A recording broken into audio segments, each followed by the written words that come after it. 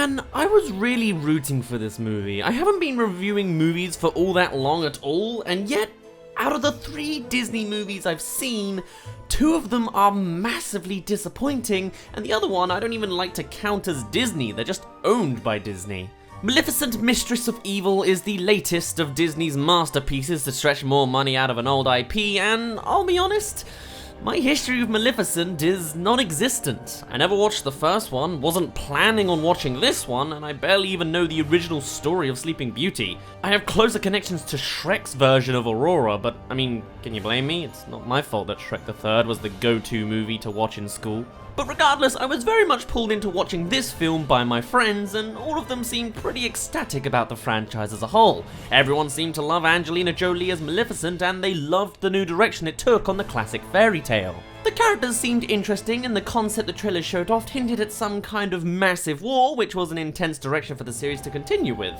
Understandably, everyone was hyped. So I sat down in the cinema, slightly reluctant, but hey, I can always watch and review The Addams Family if this one doesn't get me in the writing mood, and without the context of all the characters, things honestly weren't too bad. I didn't really know all of the intricacies of the prior battle with King Stefan and the downfall of his castle and all that, but just being mentioned, I got that it was a reference to the previous film, or at least the characters' backstories in some way. Now, speaking of characters, let's talk about them for a moment, shall we? They're pretty one beat, or at least it's clear which characters are to take more of a backseat compared to the others, and the ones that do get the focus don't have that much depth to their story arc. And you know, that makes sense, this is a children's film, and made by Disney no less, so naturally it's gonna be a good bit simple, but the more I watched this film and saw how each of its pieces progress over time, the more flat and basic the characters seemed to become, until by the end they just felt like cardboard caricatures of themselves compared to at the very beginning of the film. Like, let's start with the characters in order of appearance for a moment. The film begins with a beautiful scene of Princess Aurora out in the moors with the fairies and woodland creatures in an elaborate kind of meeting, whereby she's led on to a surprise appearance by Prince Philip, who asks her to marry her, and this is the event that pushes the whole plot into motion. Supposedly. Now, both of these characters I didn't know at this point, but I get it, you know? It's the classic young lovers who have fallen for true love's kiss and all that. Fine. And one of the tricky things with writing a sequel for these kind of characters is the fact that these character arcs have kind of finished, you know? They've already hit their peak and completed their main objective in the last film. Now, with Aurora being the main character of the two, she clearly has more leeway for where her character can arc next. But Prince Philip, he's not exactly so lucky. So with the news of the approval, he tells his family, and they arrange a dinner inviting Aurora and Maleficent, very tense and all that. At this tense dinner scene, Philip of all people is one of the least important. He's done his bit, and the consequences are just occurring around him. At the end of the dinner sequence scene, his father, King John, is cursed to fall asleep, and Philip just sort of sits at his bedside the whole time. He has the intention to run with Aurora and attempt to fix all this, but his mother calls him back to keep him in his place, and that's his role for the biggest part of the movie. He has somewhat of a redemption arc later, I guess, but even then, not really. It's wedding day and he's still in his bedroom, unaware of the war going on around him. Aurora tells him what's happening, they confront the queen, and he defies his mother, jumping off of the tower and choosing not to kill another dark fae, you know, one of the Maleficent species. And that's about it. There's hints of some substance for his character, but it's nothing fleshed out, and he becomes about as much of a background character as he can considering the size of his role in this world. So sure, that's pretty bad, but simply just talking about the characters doesn't quite articulate exactly what's wrong with this film, because for me, for the most part, it's the actions of these characters that just don't make sense, or at their worst just seem insulting to the audience. 90% of the qualms I have with this film take place during the last portion of the film, where the Dark Faes are at war as they try to invade onto the human kingdom. Mostly because it's just a narrative train wreck, with pieces that don't fit together and an ending that seems like a fanfiction ending far away from the direction it would realistically seem to go. But before we talk about everything wrong with the ending of Maleficent 2, I first want to talk on a moment that makes just as little sense before this climactic peak that is kind of the main thrust forwards for the plot. minus the other one being the actual proposal. That dinner scene again. The basis of this scene is that the two families are combined to have a civil chat. However, it's clear that Queen Ingrid and Maleficent do not get on, with the Queen seeming to do everything she can to grind Maleficent's gears. Now, narratively, and based off of the characters, the actions behind these two make sense up to this point. Queen Ingrid has a deep hatred for the magical side of the world and finds them to be a threat to humans, wanting to take Aurora for herself since she is human and essentially cast away the other half. Why she has this deep-seated hatred is never explained. She's just evil for being evil, so she's not perfect. Still, that's what's going on with her. She wants to trigger Maleficent with the plan of politically using her outburst to justify an attack on the species and end with her on top. Meanwhile, Maleficent struggles with the civility of human life and obviously is protective over her daughter and doesn't want to just have someone else claiming her away. But the scene really falls apart when the civil dinner actually falls apart too. Maleficent bursts out in anger and seemingly attacks not the Queen, but the King. And though it's revealed that the Queen actually cursed the King to gain leverage here, Maleficent doesn't seem to do anything to shake the blame off of herself on this accusation, saying she didn't do it once and half-heartedly, and running away, whilst the other characters also assumed she would naturally do that because they just don't have any logical brain cells, I guess. Like, I can kinda get that the King is the correct guy to hit from a political perspective, but when it's specifically the Queen who's berating someone, surely if it's a fit of rage, they're gonna attack the person who's actually causing the problem. Nah, whatever. Forced conflicts is natural in movies anyway, and in this case, this is specifically why Maleficent doesn't talk to another human again, not even her own daughter, until the very end of the film. Miscommunication is the bread and butter of narrative, yada yada yada, whatever, it's frustrating. So now let's jump back to that whole last act with the war going on in the kingdom. So to give some context about what's going on, Maleficent in her fleeing discovers the whole species of her kind, and they all get riled up to attack the humans for killing their kind. The Queen, meanwhile, sets up the big marriage by inviting the fairies and woodland creatures to come into the kingdom with the intention of trapping and killing them all and any dark fays that try to intervene. And so she does. In order to kill the woodland creatures, they're all guided into the church where the ceremony is said to take place, except no humans show up. Once they're all in, the doors lock shut and they start getting killed off. Now, in order to do this, the Queen has invented a magical powder that immediately turns creatures back into their inanimate form, the perfect weapon. And to do the deed, she puts her top killer in charge, this girl here, who, get this, plays the organ in the church, which occasionally sprays dust over the church and hits some of the creatures. Now that's a bit weird in execution, but this whole sequence is a disaster of a scene in pretty much every way it can be. So for a start, our killer, Gerda. I really liked her as a character at the start. She's this cold, emotionless executioner who does the Queen's bidding, and at the start of the film, she's wielding a crossbow and seems pretty cool. In this, playing the organ, she just seems stupid. The sequence goes on for far too long, and she just looks like a cringy performer with her slow head movements rather than someone psychotic and frantically playing. If she was playing the organ at any faster rate, she would at least seem a little bit more intimidating and dangerous, but because she's playing so slowly and softly and methodically, the times the powder is actually shot out seems lackluster and uneventful, and her cold character just seems like a weirdo and nothing else. Plus, she's pretty flat as a character. And guess how long this sequence lasts? How long does it take to kill woodland creatures in a church? Well, apparently 20 minutes. Yeah, you heard me right. This sequence is edited in such a way that it's trying to spread across the entire timescale of the whole war going on outside, but is done just by cutting it into like 3 pieces and spreading them far too far apart, making you think halfway through, my god, how are they not all dead by now? This is simply bad writing in its simplest form, with little to do to flesh itself out and just crappily trying to make it fit alongside the rest of the film. But even beyond timing, it's just poorly done. Gerda is set up on the top platform with her organ aimed over the top of the church, right? And once the dust is flying, everyone is frantically running around trying to escape. And though most of them can fly, and there are literal people the size of trees, throughout this whole 20-minute sequence, No one even considers going anywhere near Gerda to stop her, only doing so at the last minute to go into the organ to block it. Doing that also makes her fall from the top, and we never see her land or anything, and it just looks unappealing and in no way satisfying. There's also a segment where Aurora and Crow Guy, Diaval, try to open the blockade, and they can't, but simply breaking a window would probably do wonders, considering the size of most of the creatures are like the size of your hand. They don't think of that. Overall, this whole element of the film is a slap in the face on what the audience is expected to believe, even if this is a Disney film aimed at children. But of course, there's plenty of other issues. Diaval, for example, has a mini arc of not being able to turn back into a crow, but as a human, he doesn't do anything. He can't get to the church, so he climbs a wall to reach it.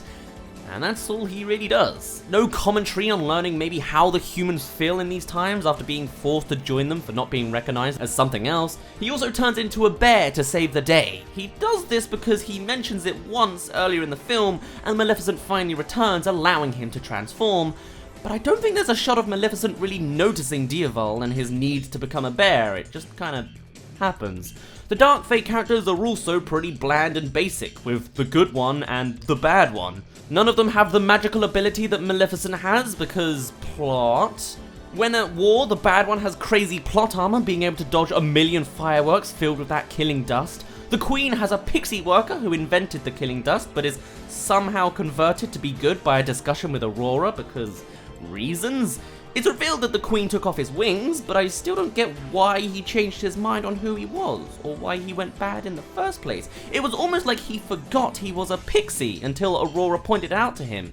He literally looks at the marks where his wings used to be and looks surprised that they're there. It's just unconvincing overall. But forget the minor stuff, let's talk about the second climax of the film, the confrontation with the Queen. So this whole time, the Queen is up on the top of this tower, right? Somehow with the ability to speak to all of her soldiers on the ground without the use of a microphone, and the main characters approach her. Philip does so and then escapes by jumping off of the tower and gliding down with a wind thingy that totally cannot hold his weight, especially with a second guy hanging onto his legs, but whatever. Aurora confronts her and is also captured until the big bad Maleficent finally returns, ready to kill the Queen. Now, Aurora tries to convince her not to kill the Queen by literally saying that she's her mother, as if that's really enough of an emotional heartstring to make anything actually happen, but whatever. We've seen Batman vs Superman. And in her hesitation to kill the Queen turns around and kills Maleficent, which did genuinely shock me. And I really thought they were gonna keep up with that. It just seemed like a strangely powerful moment of a reveal. But hey, it's a Disney film, so naturally she's revived through true love's tears, I guess. Revived, Maleficent becomes a gigantic black phoenix, pretty evil looking, right? And to retaliate, the Queen pushes Aurora off of the tower. So naturally, Maleficent dives down to catch her, and the two of them crash into the ground. Now, just pause on that image for a moment, can you? Imagine you're a simple ground soldier, yeah? You've been fighting against these dark fays that are just like more Maleficents without the magical prowess. You see in the distance atop this tower the incarnate of evil, and it comes crashing down into the ground. Do you A, run the hell away from that demonic creature? Do you B, run towards that demonic creature and stab it with your spears while it's down?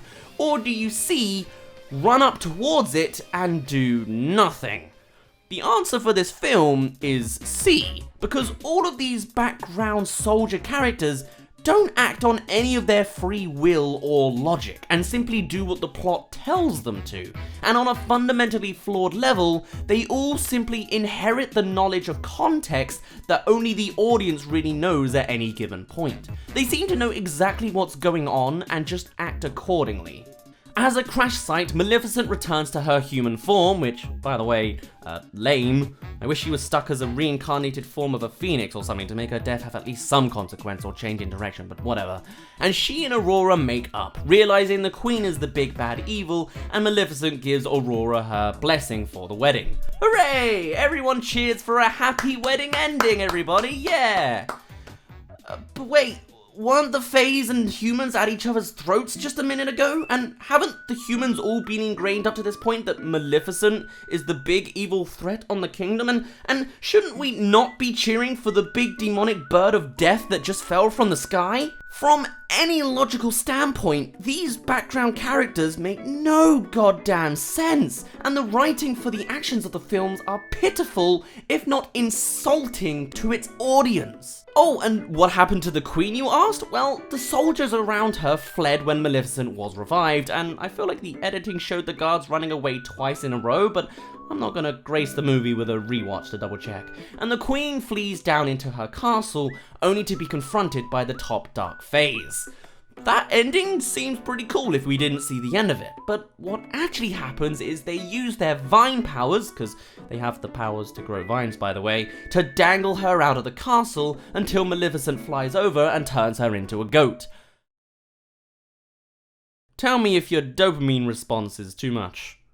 Oh, but we're not done there. The whole aftermath of this ending continues to be just the worst case of Disney-fying the plot I have ever witnessed. So, the king, remember that old fogey, all up for peace and all that?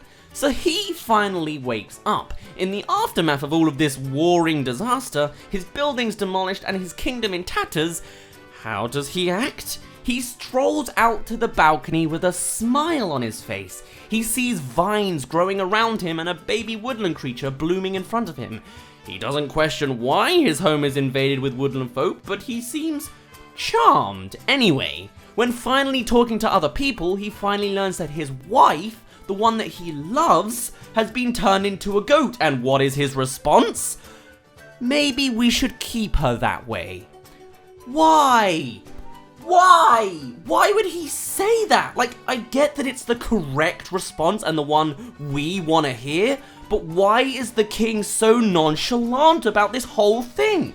What a complete betrayal of any logic and intelligence he may have had, and what a slap in the face, again, from its writers.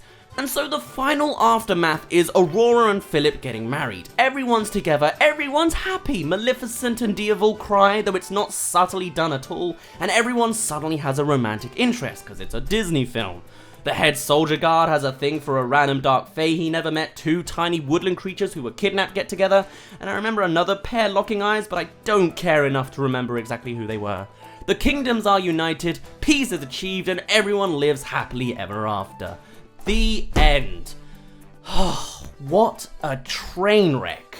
Look, I don't mind a happy ending. Halfway through the film, I too was hoping that they would somehow reach peace and happiness and all of that fun stuff.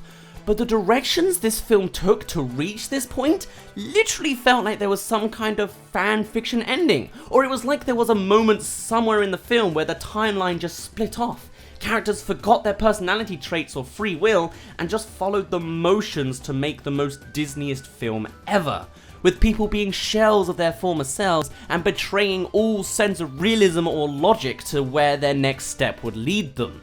I don't know if it was when Maleficent died, when the church doors shut, or hell, maybe just when no one made the right response to the dinner table scene. Whatever it was, this movie was a complete writing disaster and an absolute sham of a credit for the people that put this together.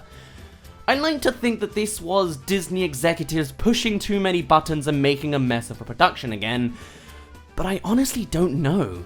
Disney has been a hot mess recently, and this film is the pinnacle of not caring for its franchise or respecting its audience. The friends I came to watch this film with said this ruined the characters for them and told me I should just get round to watching the first Maleficent film. Otherwise, do yourself a massive favour and give this film a skip. It's simply an insult for the actors involved, the VFX artists who had to work overtime to put this together, and the audience for being told to consume this putrid slush. And I swear I came into this hoping to enjoy it. But this film has unbelievable characters, stupid plot armor, poorly timed sequencing and editing, and just a complete betrayal of where you would expect or want the film to go. It's just meshy, average, watered down, diluted Disney crap. My name's been Dazz, you didn't really care, and I'll see you in a bit. Disney is some hot trash right now, and I just want to see some good films, goddammit. Whatever, see you next Monday. Oh, and if you want to see me before that, then I'm going to MCM Comic Con in London this week. I'll be cosplaying as Benson from Toy Story 4, and here's what my face looks like, so see if you can find me and I'll say hi or something.